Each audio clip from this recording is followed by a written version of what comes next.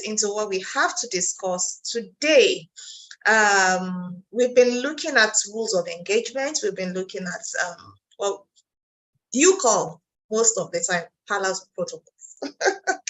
So, but before we go into that, we'd like you to just share your thoughts on the elections. Yes, there was elections, and we just want to hear from you. You are not here, but I know you guys didn't sleep. You were having heart attacks, palpitations, and all. So, what's your thoughts on yesterday's elections? Well, so here's my personal thoughts. I think that because I've not really slept, I've been monitoring things. But I would think that yesterday showed one thing, or maybe two things. It shows the power of long-term planning, strategic alliance, and rules of engagement, right? That's one. On the other hand, it also shows the power of the underdog and what the underdog is capable of doing. So I put up an article today I use an allegory and I use a football team called a nation called Croatia. Croatia is a country of about 3 million people. Yet Croatia they broke out from USSR, I think, went to the World Cup the first time. They participated, they didn't go far, but they won, I think, one match, and that was okay. The next 4 years, they were back again. By the next 4 years, they went all the way to the semifinals, lost at the semifinals, played the third place match and lost, right? So they were number 4 in the world. They went again, and this time around, they won the third place match, so they were number 3, right? We don't know what is going to happen at the next World Cup. It's the power of persistence. I have tried, the results are not yet out, so we can't say what it's going to look like at the end of the day, but I think that the people who are already disappointed don't need to be.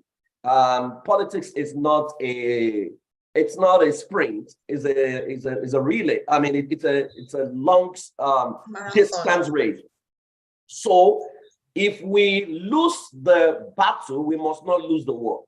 And the war is not this election. The war is Nigeria, right? And usually good people who want to take charge, they always when they lose the battle, they lose the war. So they go back and they cry and they sit down. It's a time to build the momentum. We don't know how it's going to end. We don't know who's going to win.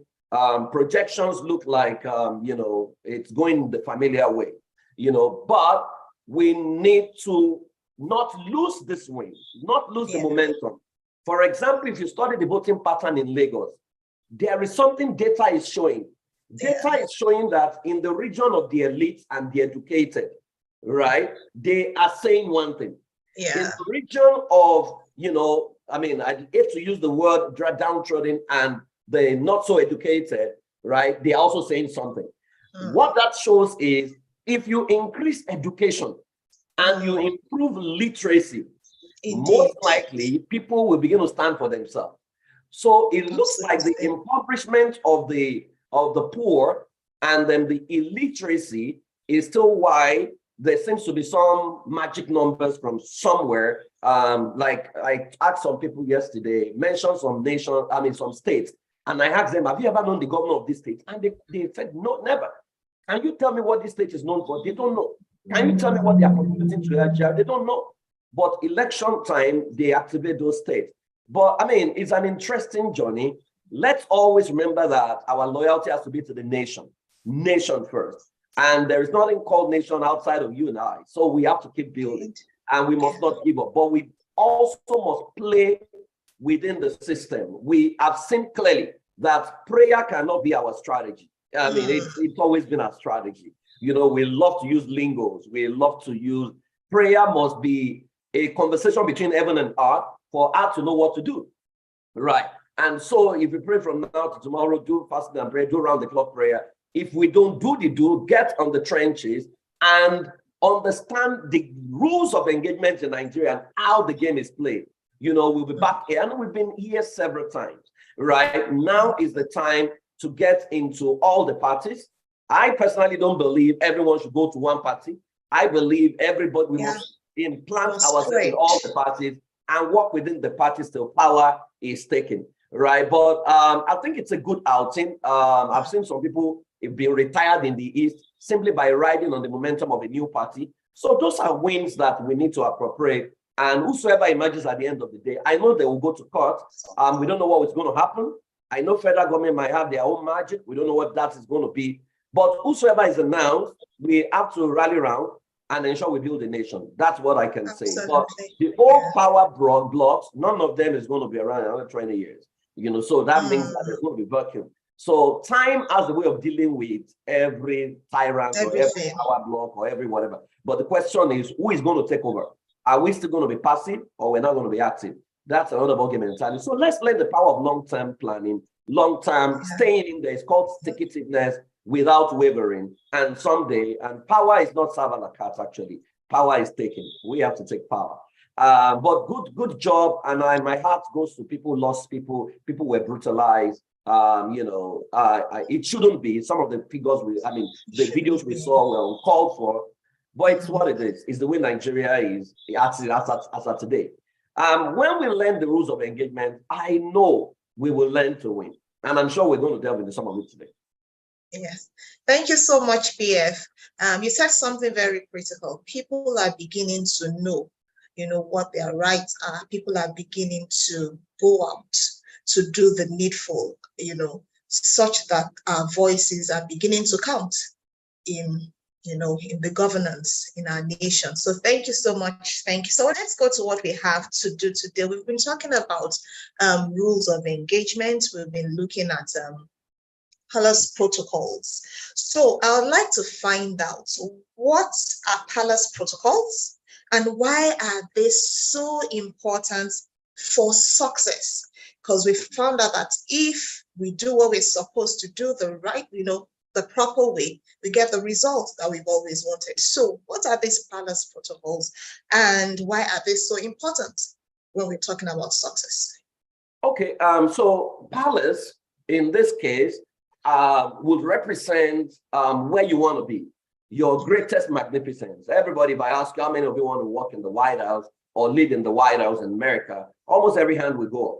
But there's a likelihood that in your lifetime you may never get to the White House, except you go for sightseeing, right? Because number one, if you were not born in America, right, you already, even if you're naturalized, you can't be American president because the rules are already stated. So if you have a prayer point, God, break the rule for me to become American president, it's never going to happen. Hire all the prayer warriors, it's never going to happen because you do not understand the rules. Now, every palace in life has got rules of engagement. They've got a protocol, right? Now, the challenge is, and I think I was having a session with a group yesterday in America about 58 churches, and I was sharing exactly the same. We do not have respect and regard for the culture of anywhere we find ourselves. We just want to impose ourselves. And I think the group that is most arrogant are the Christians, right? We just think, the heart is the Lord and the fullness thereof. We don't even know what that means, right? We just want to go and possess what you don't understand. And people have lost their lives. Even God is surprised to see them in heaven because you do not understand. And let me make you laugh. Many years ago, I was on campus and I was in a fellowship. I was one of the people who believe you must do morning cry. Morning cry. Morning cry is you go out early in the morning and you go and preach. So there was this exam period. Guys have gone to read, right? So they were coming back in the morning to come and sleep so that they can go for their papers at like 8 o'clock.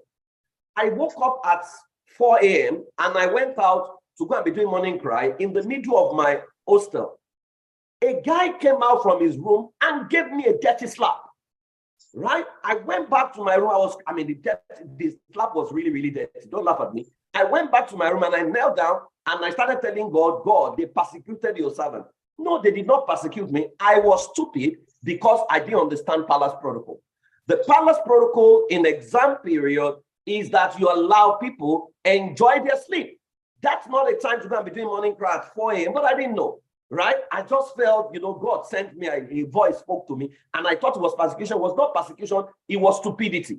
If you go to Qatar and a voice says to you, go and stand in the front of the mosque or in the front of the palace of the Emir of Qatar and start chanting, Jesus is Lord, go and win their soul and do evangelism. It wasn't the voice of God that spoke to you. You just signed up for suicide. right? So when we do not understand the rules of engagement in the places we find ourselves, we will suffer massive loss. Every palace has got that. The place you work has got its palace protocol. For example, in the workplace, and I'm going to talk about that, right? There is what we call the 8 lines of work. Those are the 8 lines of engagement. If you don't understand it, right, you are going to mess up big time, and you will do all the work, you will not get promoted, right? Especially if you work in the third world. So the rules of engagement in a third world country is different from a first world country. In a first world country, you can go on social media and say President Donald or President Biden is useless, he's stupid, useless man. That you can say that the president will not fight you. You know why? The rules permit that. If you have lived in America, you now come to Africa and say President Buhari is a useless man. He's a useless man. You see, you are going to be picked up. There was a man who called his dog Buhari when Buhari became whatever. DSS still picked him, right? That means what we call rule of law does not exist in certain places. In third world nations, some people are above the law. Human beings are above the law. In first world countries, human beings are not above the law. So if you don't understand the rules of engagement, you are going to fall short. And if you can go to the Bible, it's also there, right?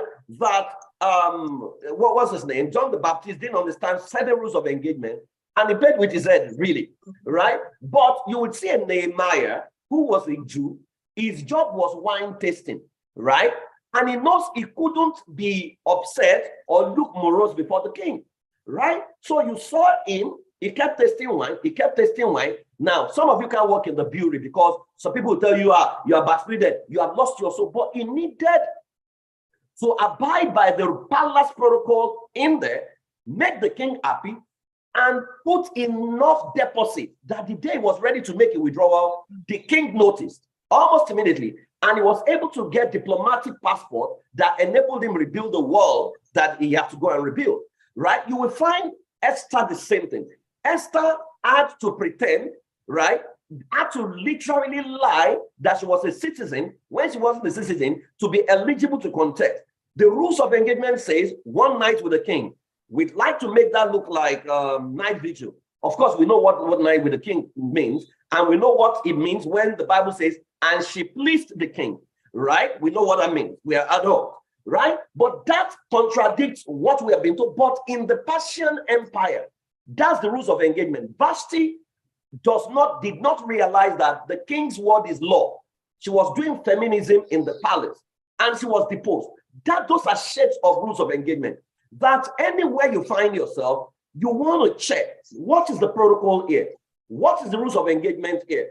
What do I need to do here?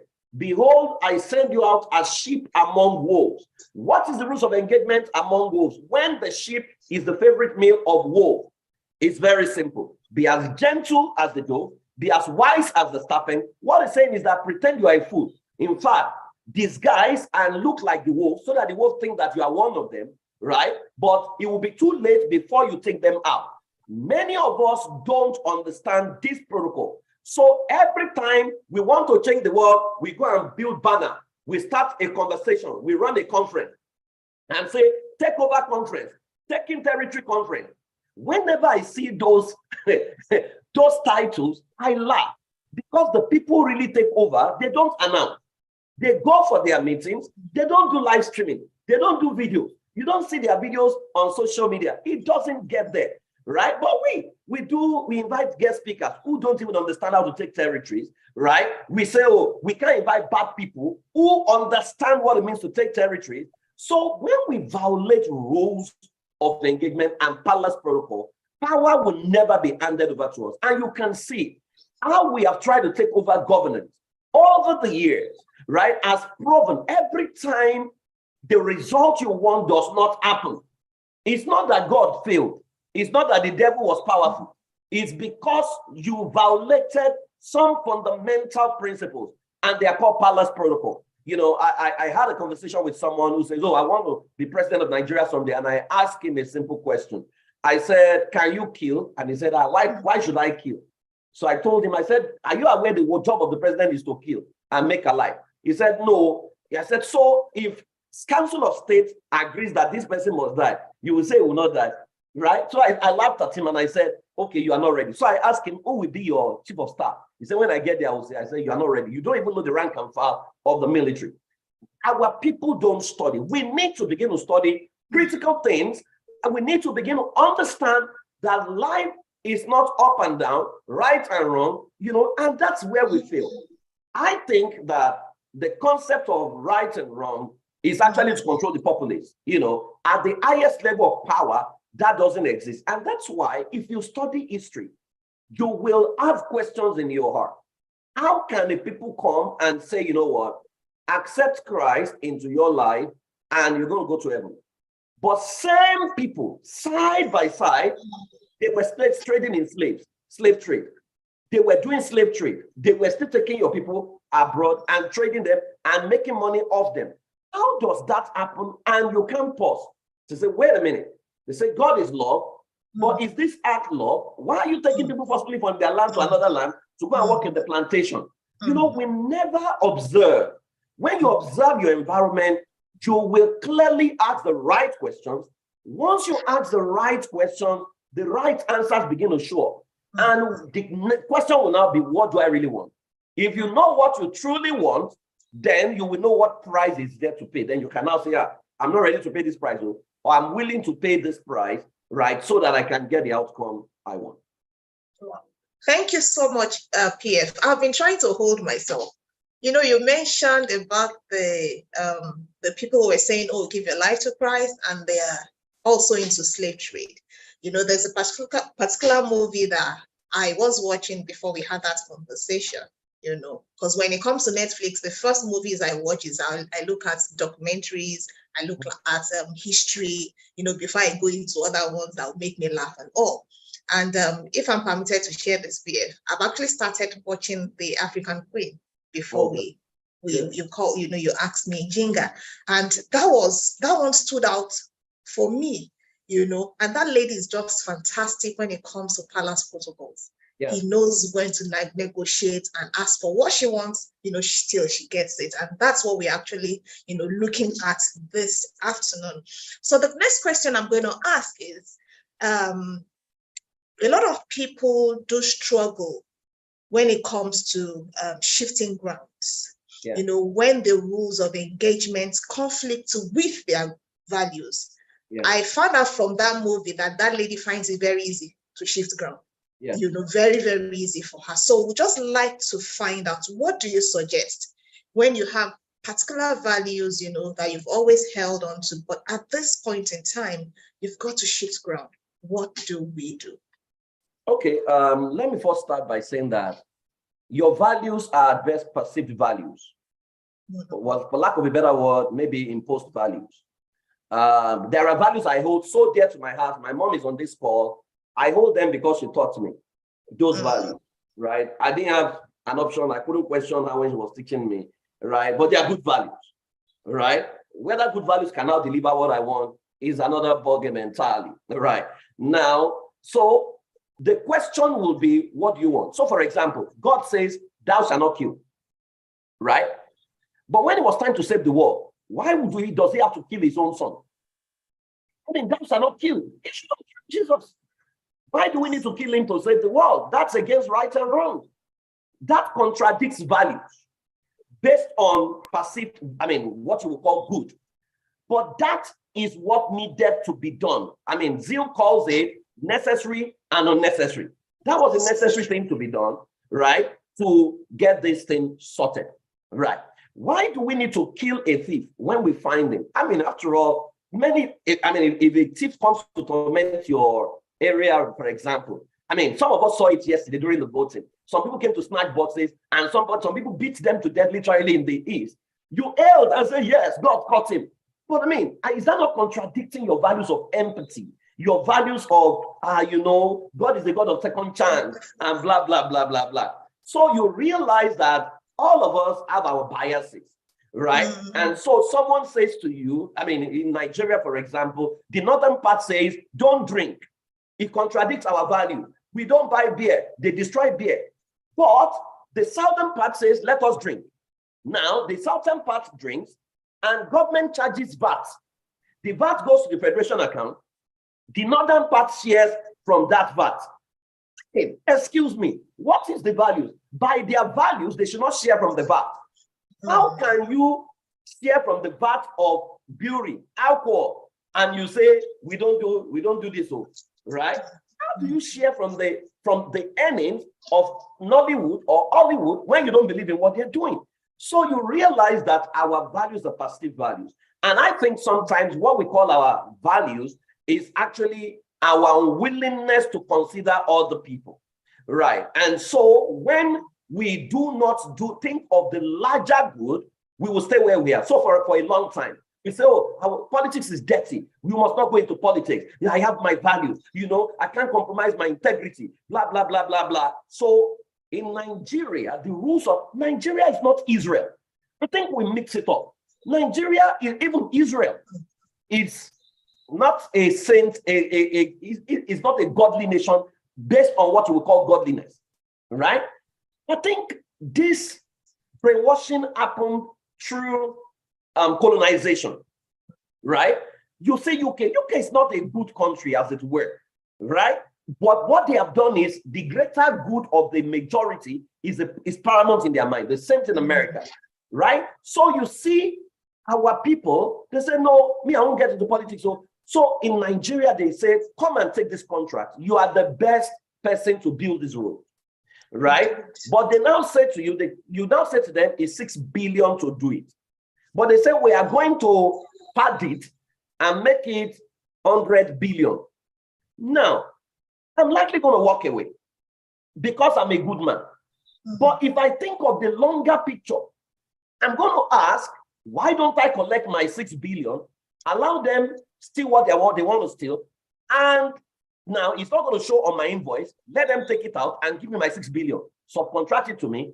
I will build the road that will last for the next 100 years, right? Because whether you walk away or you stay, they are still going to collect the contract. The money going to they are not going to award the contract to someone who cannot build the road, right? The road is going to be substandard. In fact, they are going to award the contract to someone who doesn't have your values, who go to your place of worship. The person is coming to share a testimony of breakthrough, right? It's not going to share the process, right? And you that can build the road has lost the capacity to help the greater good because, I don't want to lose my soul. I don't want to lose my soul. So that is the problem with us. We don't think of the big picture, and we are not sacrificial enough. Many of us will not do what Esther did. We will walk away, and the Jews will be exterminated. Many of us will not do what Christ did, right? We are going to say, no, I cannot die, I cannot kill my son for the sins of the world. No, God. In fact, we're going to quote scripture, but that was what God had to do. So at the end of the day, you ask yourself, what is necessary in this situation and what is unnecessary in this situation, right? And what do we need to do? Many years ago, someone asked me, he said, Praise, how can we take power from the power blocks in Nigeria? And I said, the first thing is we need to raise billionaires. Let's raise 100 billionaires, and election time, I will say to them, all of us, we are going to do an 18-year plan. 18-year plan will include, we will infiltrate PDP, APC, and all the parties will be there. We will attend their meeting, we'll surrender to their leadership. But part of the plan is election time is money politics, right? And the people you are dealing with are hungry people. They are people who for 5 naira or 50 naira, they will mortgage their election. They are ready to submit their PVC for 20K. So we will go there during election. If opposition is giving 10,000, we will offer 20,000. The only thing is we would say that we are not going to steal when we get into power. We are doing it for motherland because that is the rules of engagement, right? And they laugh at me. They say, doesn't mean you are bribing. Doesn't mean you are bribing. I say, because you don't understand, right? In every nation of the world, there are shades of that. They call it different names, right? But it's what it is. So when people don't understand welfare economics, so you have a man who was building pipeline for several years, was doing for the North, was doing for the South, was building alliance. People will offend him, he will forgive them. Just to, the guy has read 48 laws of power, is using it and leveraging it, and he stood as system owners, right? We don't know how it's going to end. Honestly, personally, I want to update my book because the rules of system intelligence says a system owner never comes to vie for positional power because they never survive, right? If he survives it, then I will update my rule, right? But this is how these things work. The question is, if you find yourself impartial, and the rules of engagement is that you have to lie about your name so that you can take power, are you willing to do it? Your value says, no, I want to make heaven, right? But the concept of I send you out as sheep, I'm not advocating go and be lying, right? And become a liar all the time. But in strategy, you do what needs to be done to get what you need to get, especially when it has to do with greater good. Jesus says, I send you out as sheep among wolves. Let me ask all of you, if you have watched National Geography, my son is an expert in animals. He will tell you, if you are going to a meeting of wolves as a sheep, and you have the knowledge that the favorite meal of wolves is sheep. In fact, sheep taste differently when wolves eat fish, and they can, eat sheep, and they can sniff sheep from afar, and you have to go for that meeting. How will you go for that meeting? Anybody who wants to help me? Can you put your comment in the box? You must go for a meeting with wolves as sheep. How will you go? Anybody? What must you do to survive? Disguise. Bisi, you got it. What is disguise? Disguise is lying to be who you are not. Disguise is hypocrisy, isn't it? That's what value says. So disguise is to be hypocritical, right? Now, but you need to disguise. And that's why it says, be as wise as the serpent. How does serpent appear? Serpent will be on the grass. He pretends that it's a grass. It's not the grass. It's called contact without contamination. The serpent is going to mess you up when it's time for it to strike you. So in the power dynamics, we say that for you to take power from evil, you first have to pretend that you are one of the evil. The evil people must trust you. They must use you to send you on errand. They must trust you to perpetuate their legacy. And they must hand over power to you. When power is handed over to you, you can now show who you are. But we are not ready for that because our threshold of what we want in life is simple. Many of us are selfish. As long as you have a house, you have gone to school, your children are doing well, you do not care what happens to other people. You are just okay. I have a small life, I'm okay. Then you know what we begin to say? After all, when I now finish everything, I will land in heaven. So you don't care whether heart becomes hell. When you have capacity to create heaven on earth by understanding rules of engagement, we don't care. So you find out that we do not care. So we are very quick to run away when we see crisis. We are unwilling. That's why the largest gathering of us is within religious houses. We are light. We are comfortable shining in the midst of light. We hate to go to darkness. In fact, what we say is, if you go there, they will corrupt you. If you are truly light and you claim they are darkness, and light goes in the midst of darkness, and darkness overpowers light, then light is not light. Light is either compromised light or light is lying. Because if light is light, they should be, in fact, they should crown you as king once you show up. But we do not understand this thing. So we live our life in the realm of right and wrong, up and down, black and white, and we say, I am very blunt. Now, bluntness is not a strategy in warfare. You will lose out because, number one, if you are a very blunt parent, hard parent, your children will begin to lie to you. They will not tell you the things they are going through. You can see it in your life because they don't trust your capacity to handle what they're about to tell you. Their imperfection reminds them that you are a perfect parent. So they can't relate with you. They are looking for a relatable person. So if your children do that way, how much more if you want to take power? So the real problem is that we don't know the acceptable values for different battles. And we're not flexible enough to know when to shift those things and say, you know what, this is what I'm going to do. This is what I'm going to do. For me to stay here, this is what I'm going to do. And you see, if you live abroad, you will see all those people pride their value. This is my value, this is my value. When immigration is concerned and there are things they need to do to retain their stay, they are willing to do it because they don't want to go back home. right? But they say, these are my value, these are my value. But you know the rules of engagement, this is what it says, right? And once you can interact with rules of engagement, you win, right? And when you win, you will now learn that every nation, every species has got their rules of engagement. You only need to find it out and now become the sheep among wolves without losing your identity. So that when that era is over, you can revert back. That is why every system at the base level is conservative, but at the overt level is flexible and contemporary, right? Because the contemporary is the one that keeps changing, the base and the root. And that's why I always say to people, my core is love. Every other thing can change. That love core is what never changes because that's my conservative, right? So these are the things. I mean, we won't have time to unpack some of these things, but I hope people understand the little of stuff. Thank you so much. You mentioned flexibility, and I think that's one thing we need to, have at the back of our mind, even as we go through life. Flexibility, flexibility, flexibility. A lot of us have had to learn that, having to say, what, everything is not cast in stone. And you also mentioned the fact that people around us, our children, or maybe even our workers, will continue to lie to us because they know if they tell us the way it is, do we have the capacity to accept them the way they are? Yeah. We need to ask ourselves that question.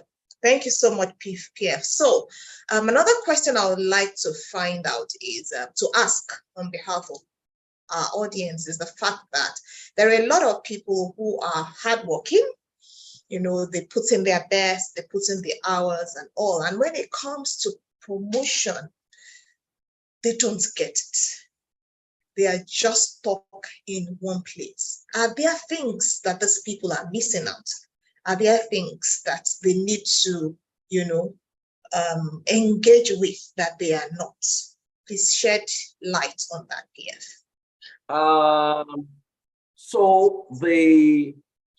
I have a book on Amazon, The 8 Lines of Work.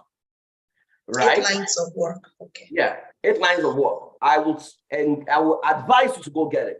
Now, it's a book I never advertised for obvious reasons. It's not a book on right and wrong.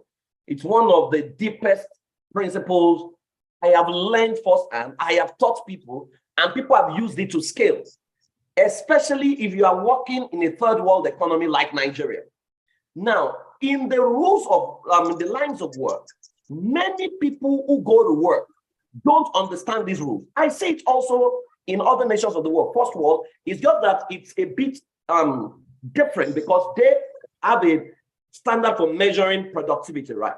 Now, in the workplace, there are 8 lines you must understand. Now, the first line is upline. You need to have a relationship with your upline, the person who assesses you, and the management that presides over your case. So, for example, if you have an upline, there are rules. I mean, I can't get it. Go and get a book. So there's the rule called praise, right? When you're dealing with your upline, and there's what you must not do, right? And praise is praise your boss, whether it's evil, just praise him, right? Many bosses in third world countries have low self-esteem. They have insecurity. So if you can perform, you can't be bragging. You must not outshine the master in third world, right? So readily respond respectfully to their intention.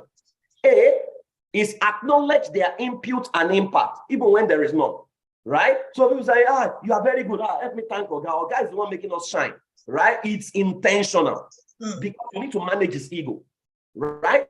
I is interview your upline. You need to interview him. S is solve their problem with speed and smile. Be the go-to person, right? So, I mean, sometimes I once had a boss who doesn't know how to do PowerPoint presentation. Yeah. And everybody, when he goes to management, he comes back, morose. And so I began coaching, and I'll present his presentation. He will go there, and everybody began. In fact, one day they had to send him to France. I was the one that prepared the speech, prepared everything. When he came back like this, he hugged me. But I never told anybody that I was the one doing it, right? To go and tell people, they will carry it to him, and you have lost. Because that's the person that decides your fate, right? Now, so he is exceed their expectation. then you must not stab your boss. STAB, that has its own acronym. I can't go into it. Your second level of relationship is with your downline.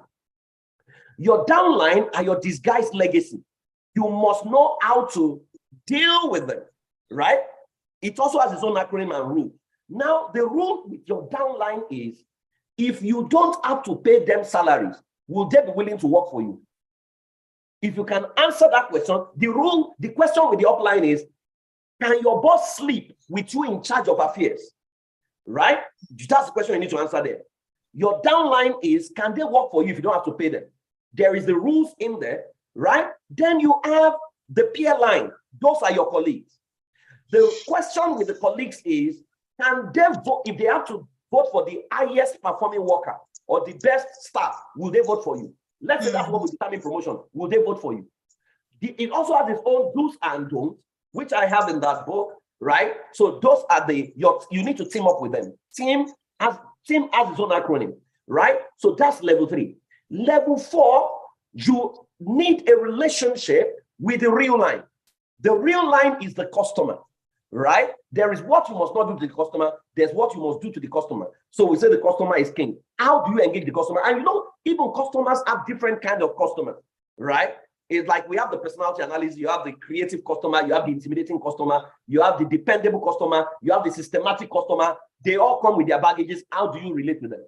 I managed a difficult customer in my organization before, that when the guy came, he started telling my boss, he said, this guy that you put here is where you put him is too low. Apparently it was my boss's mate. He said, this guy is a manager.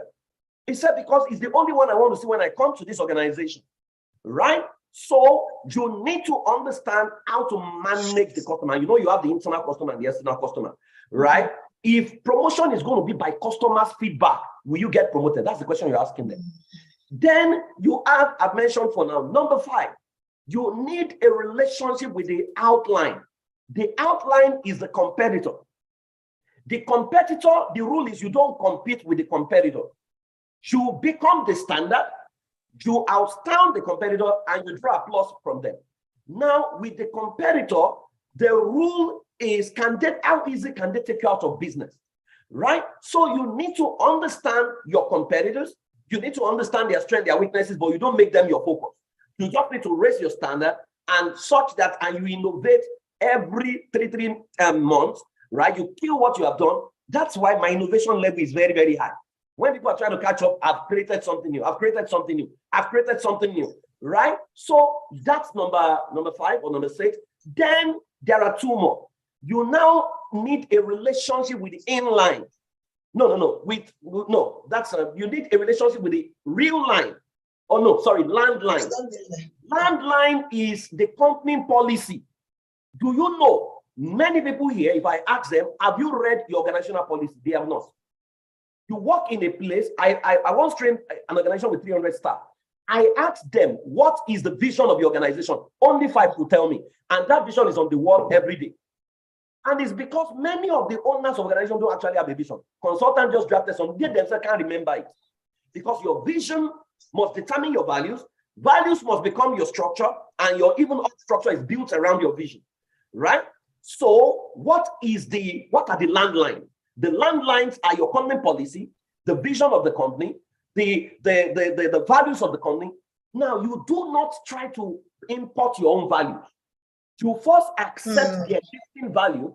If you now realize that something is wrong, in fact, you become an ambassador of the value, right? You don't fight it. You become an ambassador. Then, when you gain loyalty, you can now begin to influence it with the influencers. Because the place of policy is where you change value. You cannot pray yourself into policy. You are called into policy. How are you called? You need to send enough signal into the place of policy, or you need to know someone in place of policy to be called in. That's how the laws work in there. So the landline, like Nigerian constitution, do you know it? Many people live in Canada. They have not bothered to study the constitution of Canada. They live in America. They don't understand it. I studied the constitution. I studied America in 2080. I saw on the document that by 2065, 1 in 3 immigrants, one in 3 Americans will be children of immigrants. But also in that document is written that, but the whites will remain supreme over them. I saw it, I read it. And I started teaching the people. They're like, where did you see this? I said, it's written there. Go to the census, whatever, you find it in the document. It's very tiny, but you can find it. So a lot of people don't bother. Let's say we're in America. Let us begin to hustle. We hustle. We build the house back home. They don't want to take over anything. Right. So that is landline. Then you have the inline, which is your relationship with yourself. That is self-nurture. You need to know how to relate with yourself. There are rules, because you can lose yourself in an organization. You can forget who you truly are in a bid to interact with a system, and the system can change you. And the final line is hotline. That's your relationship with God. If God were to be the HR in your organization, and God is the one doing assessment, will he retain you in the organization based on your performance, based on your attitude, based on your contribution? In fact, I always say to people that if 65% of the income of your organization is coming from you, nobody will talk about being sacked. It will never happen. Now, so in the workplace, those are the 8 lines that people need to interact with. Now, if I ask these people here right now, some of them are hearing it for the first time. The only line they know is up line, down line, and my colleagues. But the other 5 are invincible lines, but they exist, right? So when you don't know these things, you will be working hard. You'll be working. Are you aware that there are people who work hard in the organization, they don't get promoted? There are people who work less, but they position around the boss. They are the ones who get promoted. In fact, there is a protocol to managing your boss. If you want your boss to now begin to give you your own assessment to do by yourself, there's a protocol to it. So when people say you can't determine what people say about yourself, it's not true. You can. Your signal only needs to be intense. You know, I can train you on this for 10 hours, right? Because it was a research I did, and I practiced it using people. Many of them rose to it. Some of them are in management level, PDs and companies right now. I taught them this. So guys, you can win. You only need to understand the rules.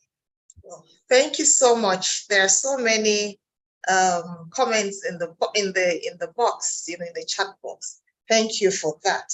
PF, for the very first time I heard you talk about peace and progress. I think that was about 2 years ago. You know, I've always heard about good and evil and that, but it was from you that I heard peace and progress. And, you know, I kept up with you to really understand what it means. I believe there are a lot of people who have also heard you several times talk about it, and they are itching to know what exactly is this peace and progress. Please. Okay. Please let's know. Very simple. Very simple. Peace and progress is just a level above right and wrong. Right? At the level of leadership, at the level of systems intelligence, at the level of power, is peace and progress they think about. So, for example, there's someone who terrorizes a country. The guy's a terrorist, right? Right and wrong says, you know, rehabilitate him, right? Peace and progress says eliminate him. What will bring peace? What will bring progress, right? That's the question they ask. So if we all stay in a house, and I think I've shared this here before, and armed robbers coming, and I say to all of you, guys, my ceiling has a bunker.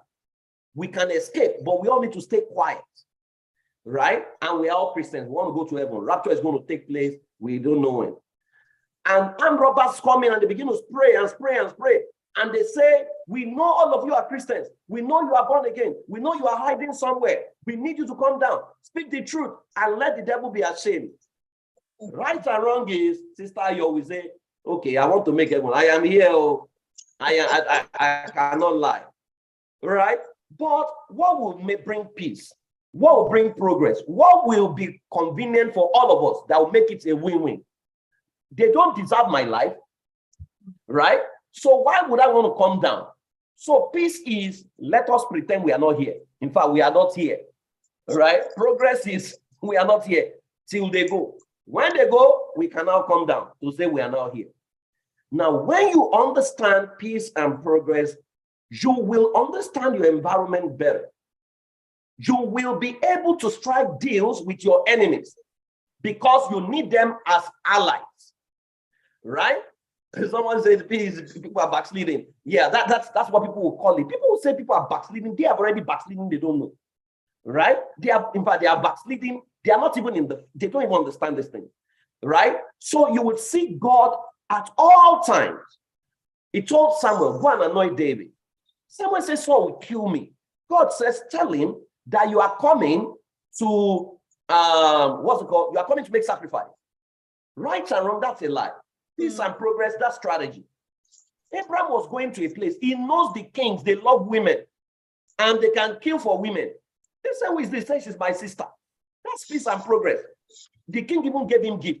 He became very wealthy when he was living that place because of Sarah. Peace and progress, it's strategic if you are a leader. You must learn how to deploy it. Now, so you ask yourself, what will bring peace in this situation? What will lead to progress in this situation? Right? It's very similar to necessary and unnecessary, but it's just that it's a bit higher. When you ask that question as a leader, you know when to decide. Because some of us, there are people you should fire. Some of you are doing business with people you have no business doing business with, right? You have hired people that you can't fire.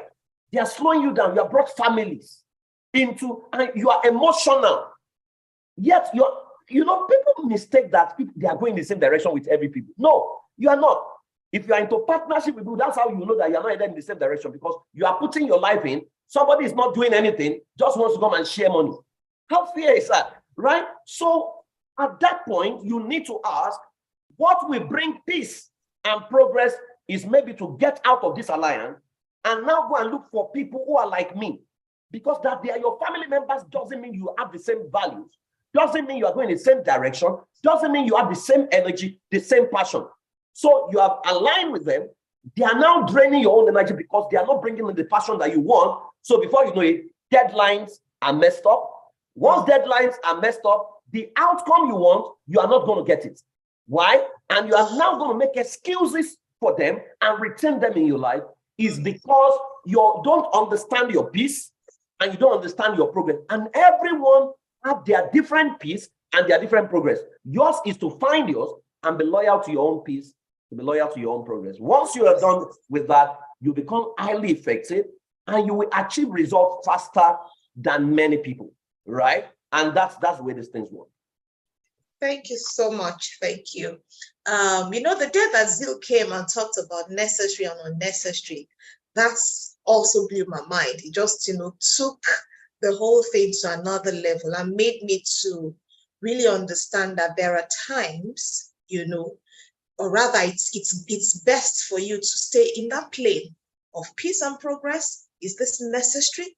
Is it unnecessary? And it just puts you, a head and shoulder above every other person around you. Okay. You mentioned the fact that it will be great if you're able to raise billionaires, and when it's time for elections, we all can, you can say, take 2 billion, Mary Jane can say mine is 5 billion, and we all just put the resources we have to support that which we know will bring peace and progress in our nation or wherever we find ourselves. So I want to ask you, how best can we break? Because I believe part of the things we can do is to be able to, break into the camp of the HNIs and, to be able to reach the people in power so that we can also be able to get these resources that we need to support or to, be a blessing wherever we find ourselves. So how can we break into the camps of the HNIs and begin to, roll with them? Number one, it starts with your heart. Heart answers to heart. That's the Bible. Heart answers to heart. You will prosper according to the liberality of your soul. Now, I was having a conversation with one of my mentees, and I was talking about how we're going to take over some places, some sectors. And it was like, Prince, where do you get your audacity from? And I said to her, it's not everyone who thinks that. Some people, what they are thinking is next house, next meal, right? When your heart, deep calls to deep, thank you, Star Shade, that when your heart some of you, you don't have money in your bank account, but your heart is at the level of the billionaires. It's only a matter of time, right? So even when I was a floor member and cell leader, my thinking and my worldview is that I'm a friend to many of the system owners, right?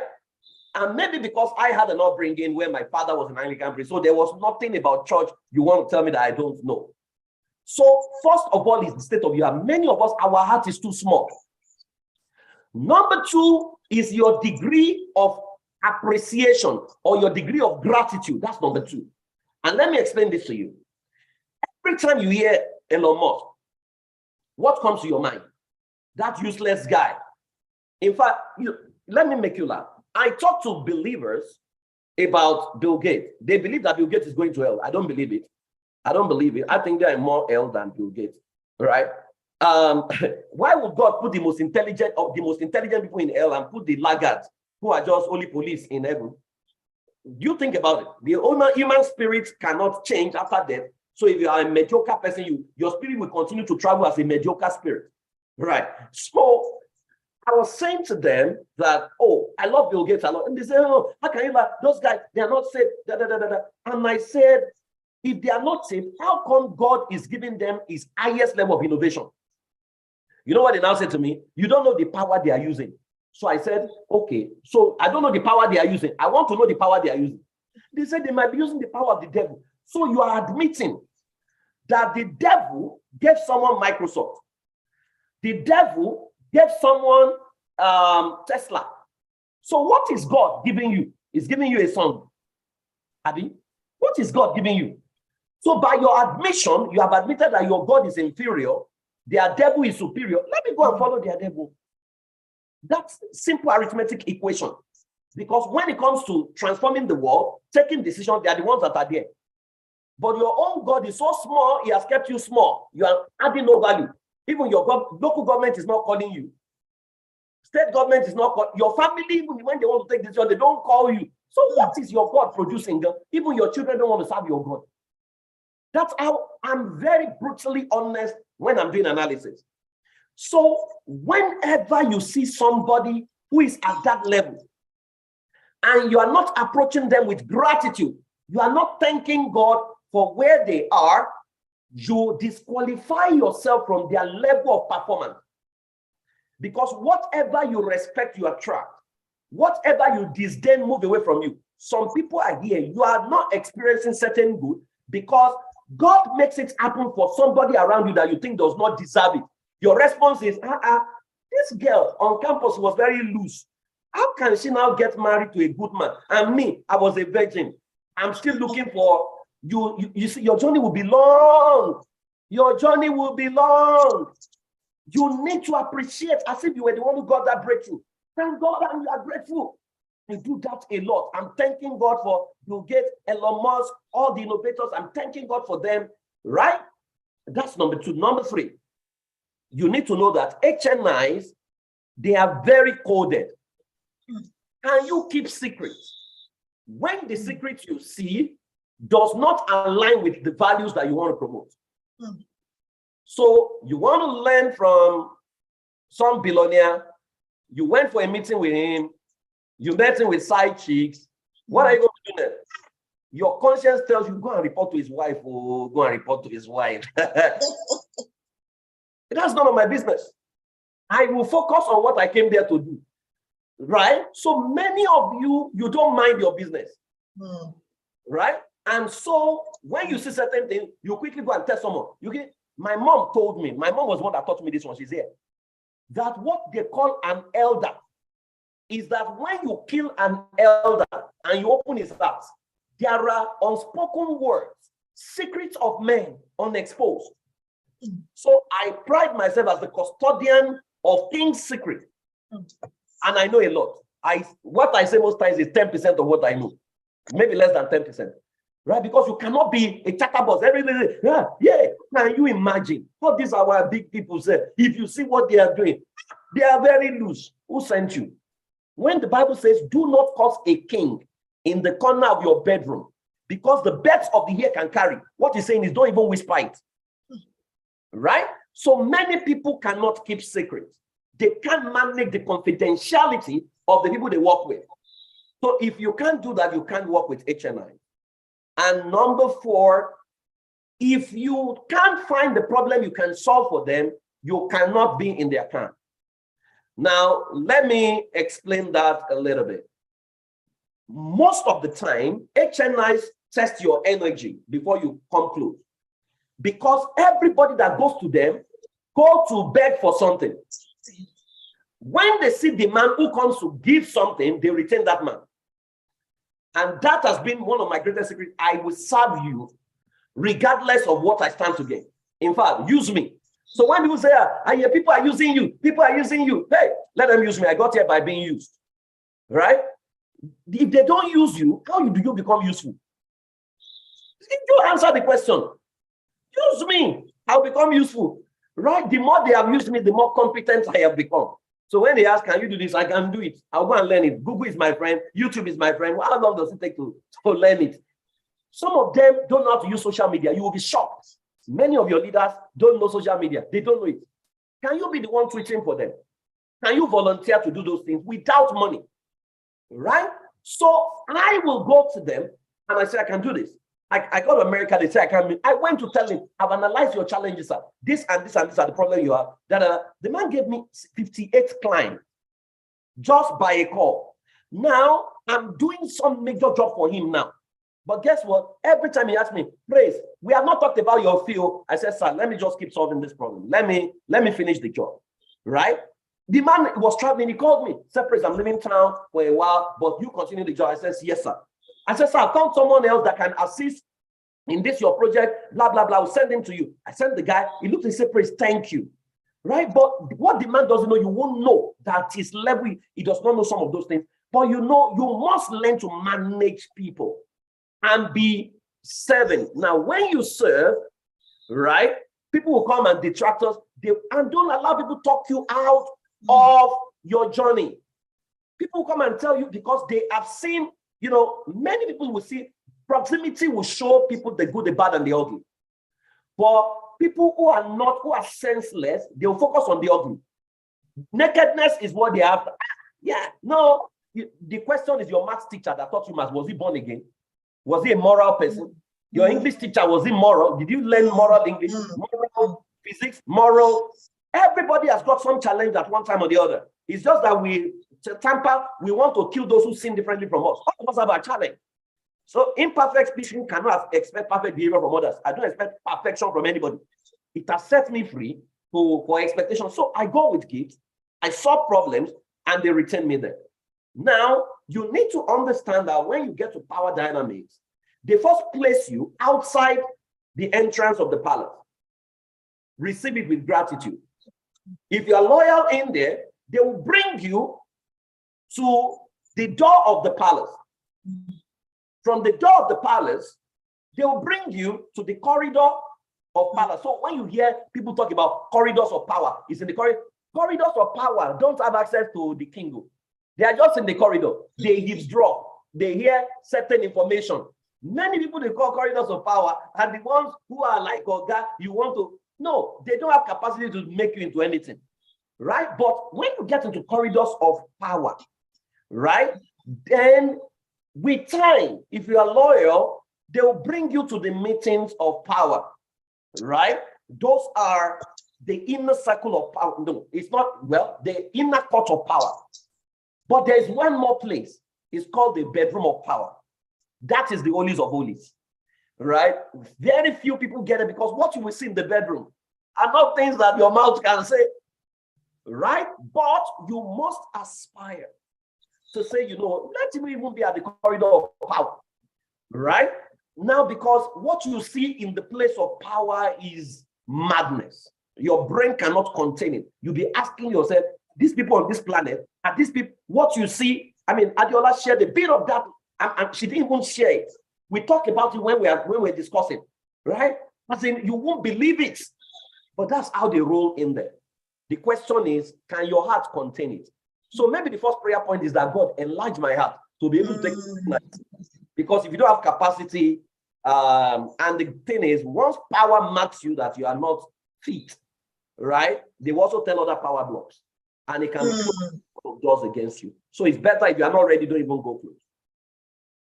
Wow. So if you're not ready,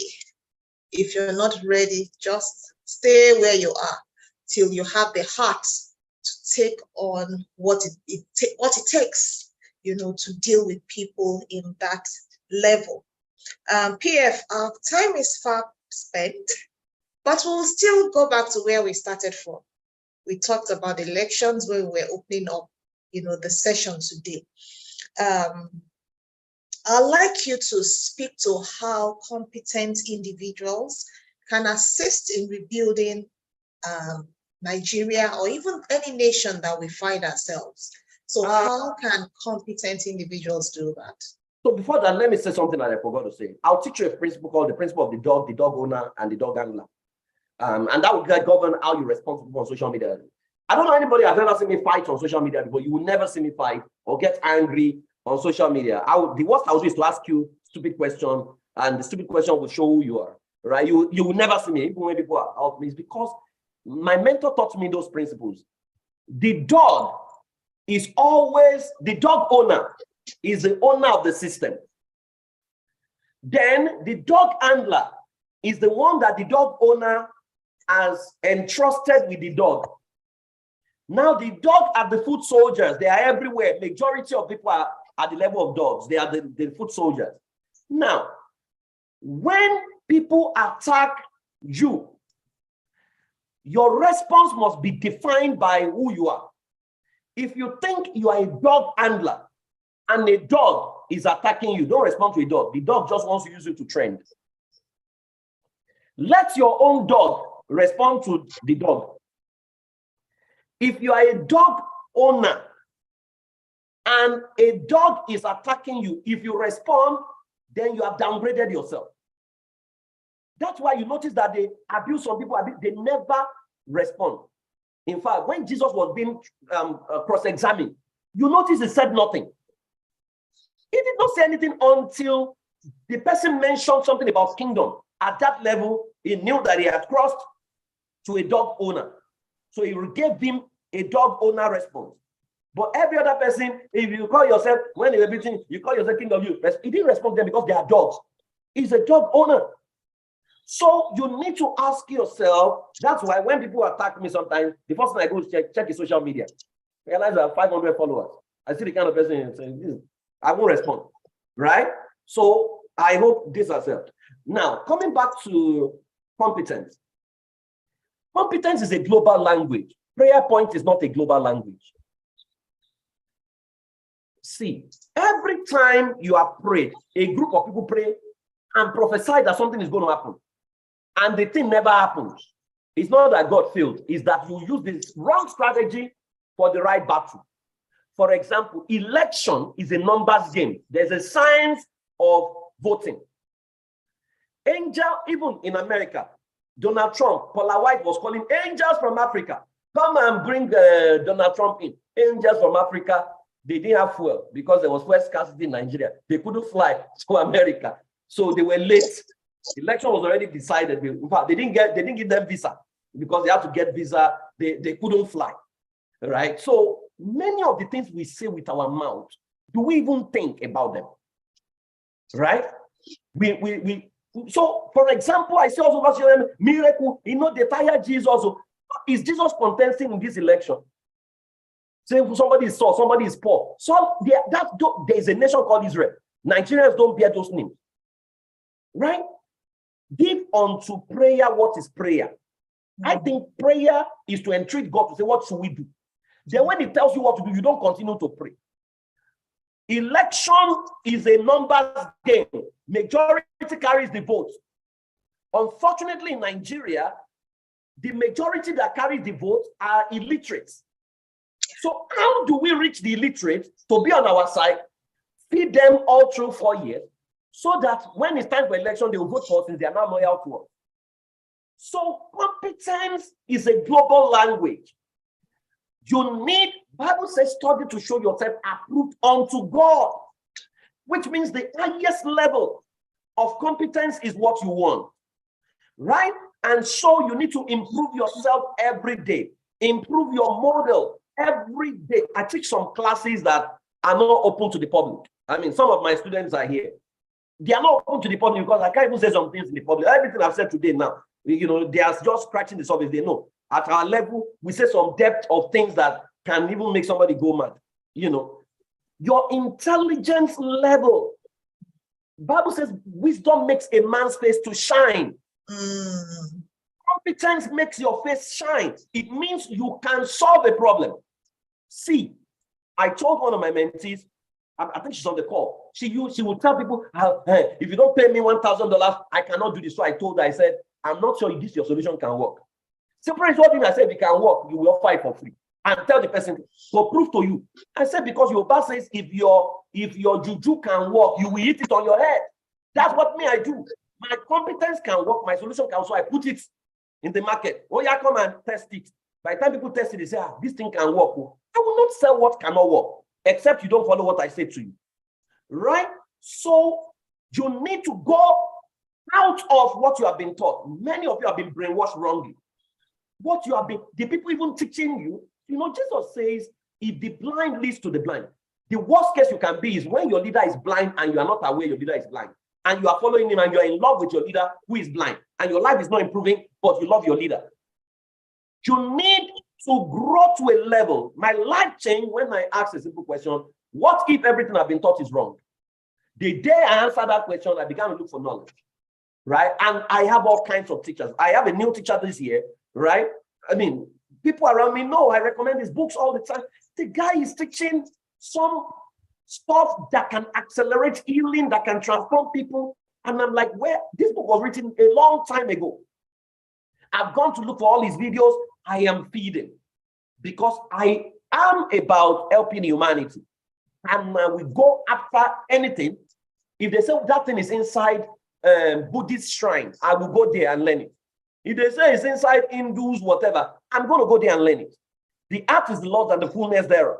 Whatever can help people improve their life, I will learn it. I want to be competent at any level, any nation I get into, I want to be able to work. That has to be our thinking. You no longer have to think of yourself as small. Whatever you have in your hand that is working, take it out with your full chest. Tell people this works. Let them try it. When they try it for free, right? And it has worked well, the freebies will give you testimonials. Then the freemium will take you to premium. Because if you have tried for free, you can try it for a fee. I hope this, and please, yes. I'm going to beg every house of saviors, what will make you indispensable is your competence. Find one thing you know. Know it more than everybody. Read everything you can read on it. Apply whatever you can apply. And eliminate every distraction. And you will thank me later because you will run faster. If your eye be single, your whole body will be full of light. Wow. Thank you so much, PF. Thank you for the notes on which we rounded off today. If our eyes be single, our whole body will be full of light. We can't afford to be incompetent and proudly going around displaying our foolishness and our incompetence. We need to ensure that we seek to know. There was a time I was reading a particular book, and from my analysis, I found out that the book has 95% of what I really need, and about just 5% didn't really resonate with me. And I told myself, I can't, because of this 5%, now throw away the whole thing. I need this book for this season of my life. And I have to ensure that I get everything I can get from the book. So we need to know, we need to get better daily. Personal development is non-negotiable. It's something that each and every one of us need to ensure that we engage in from time to time. Thank you so much, PF. We've had an awesome time. We've had another time of enlightenment, with you again today. And we trust that, things continues to get better for each and every one of us, even as we apply ourselves. Because here at House of Saviors, it's not just to hear, but we must be able to hear and apply, hear and do. so that the result we've always wanted, is a reality in our lives. Because when people see us where we were before and where we are at, they will be able to say of a truth, there's a difference. There's a difference. And we want to really know what you're doing. What exactly are you up to, Ayo? What exactly are you up to?